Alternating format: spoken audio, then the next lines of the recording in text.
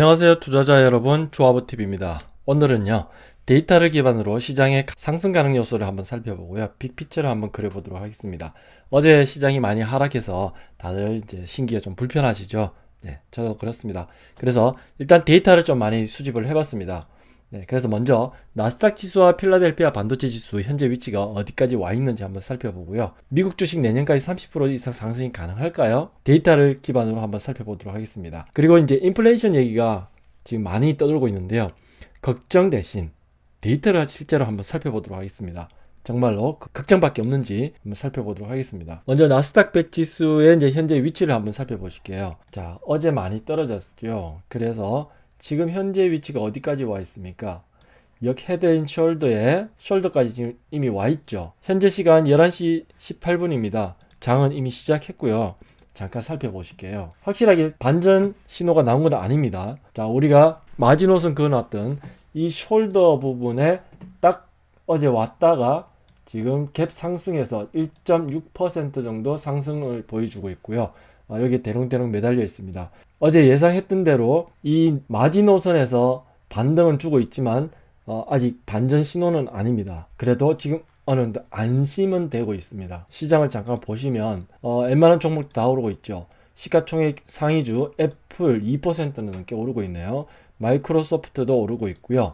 아마존, 테슬라도 좀 많이 떨어졌는데 그걸 다 회복하고 있습니다. 자, 반도체 종목들 엔비디아, AMD, 퀄컴, 브로드컴 다 지금 오르고 있습니다. 인플레이션 지수가요 예상보다 살짝 높게 나왔어요. 8.4% 예상이었는데 8.5%가 나왔습니다. 그런데 시장은 지금 오늘 반등을 주고 있어요. 왜일까요? 어제 미리 선반영한 거죠. 이제 선빵을 맞은 겁니다. 그래서 오늘 시장은 지금 갭 하락에 따른 그 반등을 주고 있는데요. 어쨌든 마지노선은 지켜주면서 반등을 주고 있다는 것이 좀 긍정적인 그런 흐름입니다. 나스닥 100 지수 기대했던 것대로 지금 숄더 부분에서 반등을 주고 있습니다. 자, 그 다음 필라델피아 반도체 지수는 지금 어떻게 가고 있을까요? 자, 필라델피아 반도체 지수는 이 숄더 부분에 마지노선은 깼지만 그 바로 밑에 직전 저점 부분에서는 지금 대롱대롱 매달려 있습니다.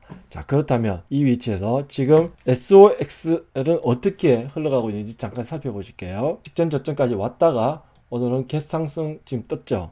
자, 나스닥 지수가 뜨니까 반도체 지수도 같이 뜨고 있죠. 그리고 반도체 주가들도 다 같이 상승하고 있는 중입니다. 지금은 급락에 따른 그리고 직전 저점 의미선 라인에서의 반등일 뿐 지금 반전은 아닙니다.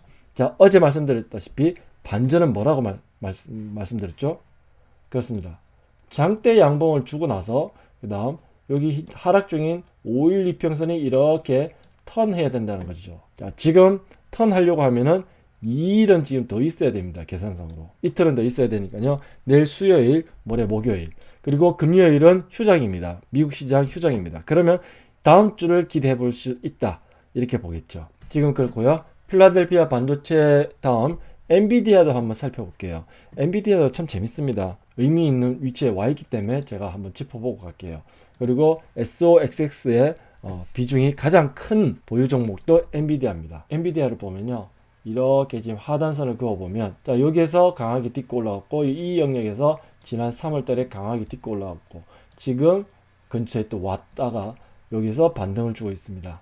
얘도 마찬가지입니다. 그렇다면 자, 엔비디아는 이 바닥 계속 형성하고 있는 바닥의 가격이 얼마인지 보면은 213달러 213달러 언저리가 여기는 바닥이네요. 아주 강력한 바닥으로 보입니다. 엔비디아 투자하시는 분들은요 이 점 참조하시고요. 이 가격대를 잘 활용하시면 되겠습니다. 자, 이 가격대 밑으로 내려오면은 매수세가 굉장히 강하게 들어오고 있네요. 그렇다면 여기는 다들 주포들이 판단할 때 바닥권이다 라고 판단하고 있는 것 같습니다. 자, 그러면 엔비디아 투자하시는 분들은 이 그림을 잘 활용을 하시면 도움이 될 것 같네요. 이번에는 미국 시장 내년까지 30% 이상 간다? 이게 무슨 소릴까요? 지금 시장에는 악재와 우려 투성이죠. 이럴 때는 조금만 긍정적인 호재가 나오면 시장은 그것에 막 집중하기 시작합니다. 하지만 긍정적인 요소도 많아요. 악재에 막 가려져 있을 뿐이죠. 데이터를 기반으로 해서요. 객관적으로 긍정적인 요소를 한번 살펴보도록 하겠습니다. 항상 근거가 있어야지 합리적인 이유가 되겠죠. 네, 주식시장에서 폴리티컬 사이클이라고 혹시 들어보셨어요? 무슨 얘기냐면 올해는 미국에서 중간선거가 있는 해입니다. 예, 그래서 중간선거와 주식시장의 연관관계가 어떻게 되는지 그거 한번 보여드릴게요. 재밌는 그림 하나 보여드리겠습니다. 지금 보시는 그림은요. 1950년부터 2014년까지 미국 중간선거가 있는 해에 S&P 500의 변동성을 나타내는 통계 그래프입니다. 변동성이 아주 크죠. 예전에는 뭐 15%, 30% 올라갔다가 지금 2000년대에서는 10%에서 20%까지 이렇게 변동성을 보여주는 변동성이 큰 장세를 보여주고 있는 그런 통계입니다. 그 변동성을 월 단위로 1월부터 12월까지 각 월 단위로 통계를 낸 겁니다. 변동성이 크죠. 회색이 그러니까 선거가 없는 해에 해당 월의 평균 변동률이고요. 지금 이 파란색은 중간선거가 있는 해입니다. 월등히 변동성이 크죠. 수익률이 아니고요. 변동률입니다. 변동성이 이만큼 컸다는 얘기죠. 자, 다음 그림은요. 자, 여기서부터는요. 자세히 보십시오. 지금 이 그래프를 통해서요. 힌트를 좀 얻을 수 있습니다. 자, 지금 보시는 그림은 1931년부터 현재까지 S&P 500 지수의 월간 단위 평균 수익률 통계 그래프입니다. 자, 지금 보시면은 위쪽에 회색 그래프 있죠. 이 회색 그래프는 모든 해에 대해서 S&P 500의 평균 수익률을 나타낸 겁니다. 그것도 월 단위입니다. 여기 1월, 2월, 3월, 그래서 12월까지. 자, 밑에 파란색 선은 뭐냐면요. 중간선거가 있는 해에 월 단위 수익률 그래프입니다. 월 단위 수익률이라고 하면 그 달에 상승했는지 하락했는지를 나타내는 거죠. 자, 지금 특이점은 뭐예요? 9월달부터 10월달까지 바닥점을 형성하고 10월달부터 상승하기 시작하죠. 계속 올라가죠. 바로 여기 비밀은 11월달에 있습니다. 미국 중간선거는요. 통상 11월에 있습니다. 올해는 11월 8일에 미국 중간선거가 있습니다. 자, 그래서 역사적 통계를 통해서 보시면은 11월 전에 그러면 10월에 바닥점을 형성하고 상승하기 시작하고 그로부터 계속 상승을 이어나가죠. 이 점이 지금 집중해야 될 요소입니다. 이게 오늘 제가 말씀드리고 하는 핵심 데이터입니다. 이거는 무슨 그림이냐면요. 상승률과 하락률, 변동률을 나타낸 겁니다. 자, 여기 잠깐 보시면은 자, 미국에 중간선거가 있었어. 평균적으로 얼마만큼의 변동성이 있었냐. 자, 고점으로부터 17.1%의 변동률이 있었다는 것입니다. 여기는 12, 여기는 17, 여기는 11, 마이너스 13 이렇게 큰 변동성이 있었다는 것을 통계적으로 수치로 뽑아낸 것이고요. 중요한 것은요. 중간선거가 끝나고 나서 그 다음 해까지 1년 동안 주식시장은 32%를 상승했다는 겁니다. 중간선거가 11월에 있다고 했죠. 그러면은 그로부터 1년 뒤에 상승률이 평균 32%예요. 그것도 S&P 500이었어요. 그렇다면 나스닥은 어떻게 될까요? 나스닥은 S&P 500보다 훨씬 크겠죠. 기본 수익률이 50에서요. 100%까지는 기대해 볼 수 있는 그런 장세가 이어질 거라고 기대됩니다. 자, 그러면 지금 이 정도 하락은 크게 염려할 게 아니겠죠. 조금만 참고 넘어가면요. 결국은 오르고요. 내년에는 더 큰 수익을 준다는 거죠. 이 점에 착안한 것입니다. 이 30%는 미니멈이고요. 우리가 QQQ 그리고 반도체 여기에 투자를 하고 있으니까요. 더 큰 상승을 기대해 볼 수 있을 것 같습니다. 자, 막연한 기대가 아니라 통계 데이터를 통해서 살펴본 것이니까요. 어느 정도 참고할 만한 가치가 있겠죠. 자, 그리고 다음은요. 데이터로 살펴보는 미국 경기입니다. 인플레이션 관련 내용에서도 중요한 데이터가 있거든요. 그 데이터를 실제로 한번 살펴보고 가도록 하겠습니다. 자, 대부분의 투자자들이 알고 있는 사실은 인플레이션을 잡기 위해서 금리 인상을 하고 그것도 강하게 하고요. 그거에 따라서 경기는 위축되고 주식시장은 그에 따라서 폭락할 것이다 라는 단편적인 결론 위주로만 얘기하고 있습니다. 공포스럽죠. 원래 그렇게 얘기해야지만 주목을 받거든요. 솔깃하잖아요. 당장 그렇게 모든 것이 위축된다면 똘똘한 전 세계의 스마트머니들은요. 벌써 빅쇼트를 준비하고 있어야 됩니다. 지난 2008년처럼요. 하지만 아직 그런 징후는 없습니다.